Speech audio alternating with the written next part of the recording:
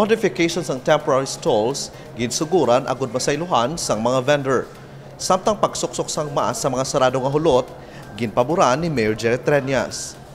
Handa ang mga temporary stalls nga pagkasaylohan sa mga vendors sa Iloilo Terminal Market. Ginpangunahan sang Local Economic Enterprise Office o LEO ang consultative meeting para sa kapin 700 ka mga vendor sang Iloilo Terminal Market. Naistoryahan ang update sang ginatukod nga temporary stalls kadakoon sini kag ang location. Natalakay man ang pag-upisa sang board up for market demolition sa Hunyo 1 samtang ang transfer ang pag-upisa sa Mayo 1 tubtob 31.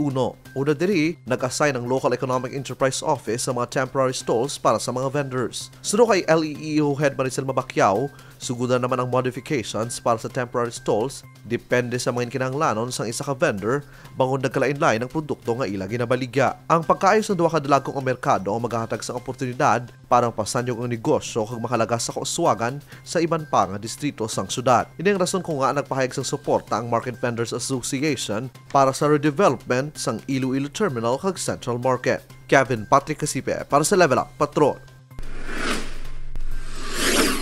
Ginpaboran ni Mayor Jerry Treñas ang pagsuksok sang face mask ilabi na sa mga sirado nga hulot. Sunod sa alkalde, amat-amat nga nagasaka ang kaso ng COVID-19 hag dapat nga may proteksyon sa kaugalingon. Apisar manubo ang kaso sa nagaka-admit, importante sa gyapon ang paggamit sang mask. Cases are going up. I read in one of the papers, the Daily Star, Philippine Star, the President is already considering returning the protocol of having face mask inside enclosed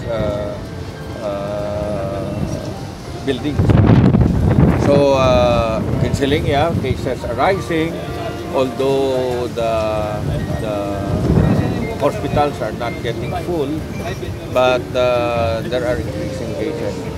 Ginbuksan na sa lokal pangluhaan ang vaccination sa mga district centers para sa mga maluyag magpa-booster. Libre ini kag kinahanglan lang magpakita sang ID. The virus is still there. Kung ara kita sa enclosed guro, mamas lang kita. Why kita penalty? This is really for you. Kung hindi kayo mamask, gusto ka ganda magpakita sa inyo. Ano to? Hindi mo nga guya, bagay sa imo, kung kagwapo sa imo, hindi mo na yung problema. Kung ma-COVID ka dati, 5 kanlawig na mo. Magpakig-angot sa inyong mga health centers para sa COVID-19 vaccine booster. Kevin Patrick Casipe para sa Level Up Patrol.